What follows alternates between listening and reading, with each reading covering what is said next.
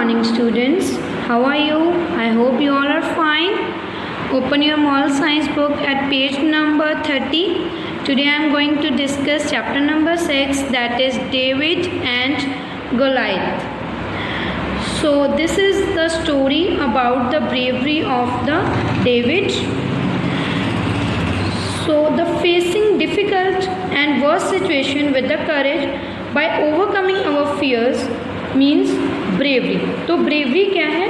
जब आप अपने fears को, अपने डर को साइड पे रख के जितनी भी डिफ़िकल्ट और वर्स्ट सिचुएशंस होती हैं उनका जब हिम्मत से सामना करते हो तो उसे हम बोलते हैं bravery. Also the brave person handles all the difficult situations with courage. So जो एक बहादुर पर्सन होता है वो हर एक सिचुएशन को हिम्मत से उसका सामना करता है. इट नॉट डिपेंड्स कि वो सिचुएशन कैसी है, ठीक है. जैसी भी सिचुएशन हो, चाहे वो डिफ़िकल्ट हो, चाहे वो वर्स्ट हो, जो बहादुर पर्सन होता है वो हमेशा उसका सामना करता है. So the courage is of two types. One is the physical and the other is moral. So physical courage means कि जब कोई पर्सन जो है वो डूब रहा है या घर पे आग लग गई है या फिर कोई जंगली जानवर जो है वो अटैक कर रहा है, तो उससे जब किसी पर्सन को कोई बचाता है तो वहाँ पे क्या शो हो रहा है? Physical courage. But the moral courage means standing for the right thing, कि अपने हक के लिए खड़े होना, सही बात के लिए खड़े होना, ठीक है. That is called the moral courage. But at the same, bravery comes from the strength of mind. It does not depend upon the physical strength. So sometimes the physical strong persons are not brave. So many people who may not be physically strong but they exhibit bravery. So this story is also about a child who is not physically strong but he is mentally strong. Let's start the story. Long ago there lived a boy named David in Israel. He was a shepherd. He was mostly out on the hills looking after his father's sheep. He used to tend the sheep very well, using all his strength and skill to save them from wild animals. बहुत समय की बात है, Israel में एक लड़का रहता था जिसका नाम था डेविड. वो एक शेफर्ड था. शेफर्ड क्या होता है? जो शीप्स की देखभाल करता है. और वो अपना ज़्यादातर समय पहाड़ियों पे बिताता था अपने पिता की शीप्स की देखभाल करने में. वो अपनी पूरी स्ट्रेंथ और स्किल का यूज़ करके शीप्स को वाइल्ड एनिमल के अटैक से बचाता था. Most of the time he had nothing to do, but he did not get bored. In his free time he used to practice using the sling to become a better shot. Also, at times he played his harp, often singing the songs he had composed himself. ज़्यादातर उसके पास करने के लिए कुछ भी नहीं होता था, लेकिन वो फिर भी बोर नहीं होता था. वो अपने फ्री समय में स्लिंग के साथ प्रैक्टिस करता था ताकि वो अपने निशाने को और अच्छा कर सके. स्लिंग होता है गुलेल, तो गुलेल में पत्थर डाल के वो उसके निशाने लगाता था ताकि वो अपने जो शॉट हैं उनको बेटर कर सके. और अगर उसके पास जो भी समय और होता था उसमें वो अपना एक म्यूज़िकल इंस्ट्रूमेंट जिसका नाम हार्प हम जिसे बोलते हैं. हार्प में क्या होता है? उसमें स्ट्रिंग्स होती हैं, उसको प्ले करते हैं और उसमें से म्यूज़िक प्रोड्यूस होता है. तो वो उससे प्ले करके सॉन्ग्स जो था वो गाता था जो कि उसने खुद कंपोज किए होते थे. One day he heard everyone talking about Philistines, the old enemies of Israel. एक दिन उसने सभी को फ़िलिस्तीन के बारे में बात करते हुए सुना जो कि पुराने दुश्मन थे इज़राइल के. They had set up a camp in the valley of Elah in order to attack Israel.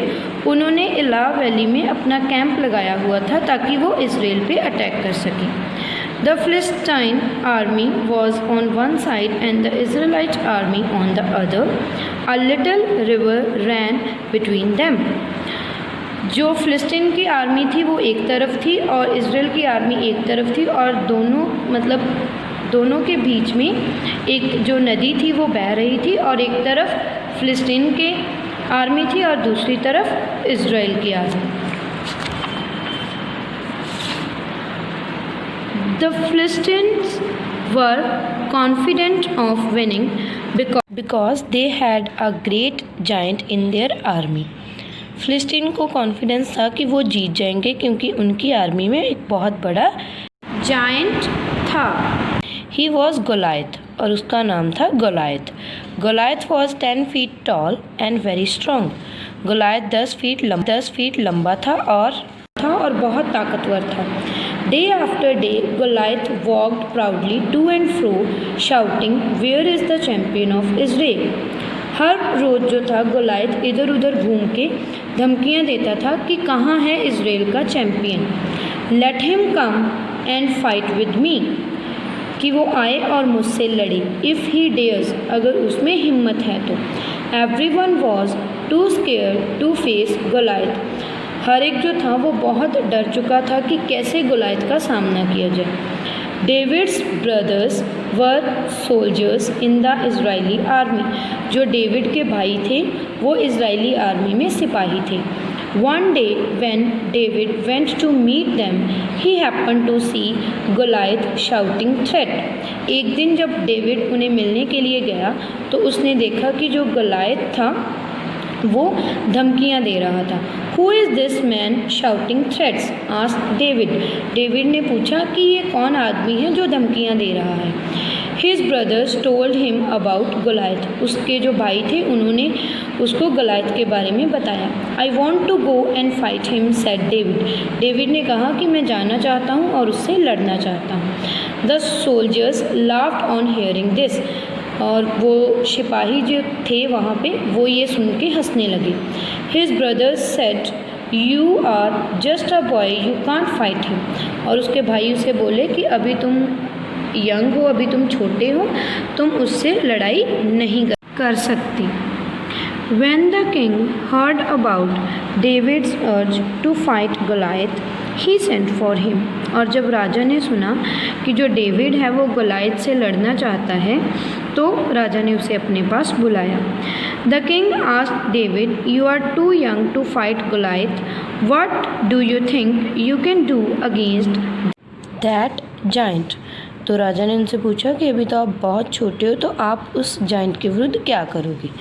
To this David replied, I have often fought wild animals like jackals and bears that attacked my sheep. कि मैं जो जंगली जानवर हैं जैसे कि jackal और bears जो कि मेरे शीप पे अटैक करते हैं, मैं उनसे लड़ता हूँ और अपने शीप्स को बचाता हूँ। God was with me then, और जो भगवान हैं वो मेरे साथ होते हैं। He will be with me now also, और अब भी वो मेरे साथ होंगे। The king was happy to see his faith and confidence, और जो राजा थे वो बहुत खुश हुए उसका विश्वास और कॉन्फिडेंस देख के। The king said, go my son, God will be with you. और राजा ने बोला, जाओ मेरे बच्चे, भगवान अब भी आपके साथ होंगे। David pick up his sling and the shepherd stick. David ने अपनी स्लिंग और शेफर्ड स्टिक जो थी वो उठाई।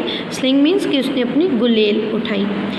He chose 5 smooth stones from the river and put them in his bag, और उसने नदी के पास में से 5 स्मूथ जो पत्थर थे वो चुने और उनको अपने बैग में रख लिया।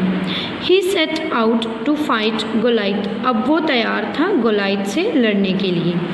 When Goliath saw him coming, he laughed. और जब गोलायत ने उसे आते हुए देखा तो वो हंसने लगा।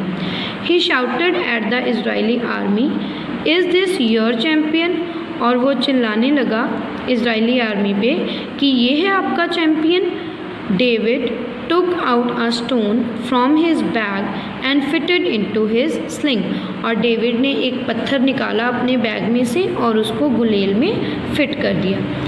The stone flu like a rocket, और जो वो पत्थर था वो अब रॉकेट की तरह उड़ा जब उसने गुलेल में से उसे निकाला तो।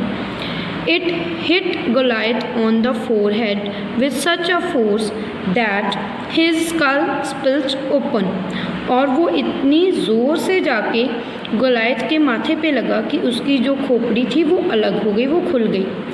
David ran up to Goliath, took his sword and cut off his head, और डेविड अब भाग के गोलायत के पास गया और उसकी तलवार निकाल के उसने सर को अलग कर दिया, काट दिया। The Philistine army was shocked, और जो फिलिस्टाइन की आर्मी थी वो हैरान हो गई। They gave a great cry and ran away, और वो डर के मारे वहाँ से भाग गए। द इज़राइलीज़ वॉन द बैटल, और जो इज़राइली थे वो लड़ाई जीत चुके थे। David proved that faith in God and confidence in him made him brave enough to face the giant. तो डेविड ने ये प्रूव कर दिया था कि भगवान में विश्वास और उसका खुद में जो कॉन्फिडेंस था, इन सभी चीज़ों ने उसे इतना बहादुर बना दिया था कि वो एक जाइंट से लड़ गया। So this is the story about the David's bravery, and the moral of this story is courage is a Nobel quality है। हिम्मत जो है वो एक नोबल क्वालिटी है कि अगर हमें हिम्मत है तो हम सभी काम अच्छे से कर सकते हैं। So thank you very much students for watching the video.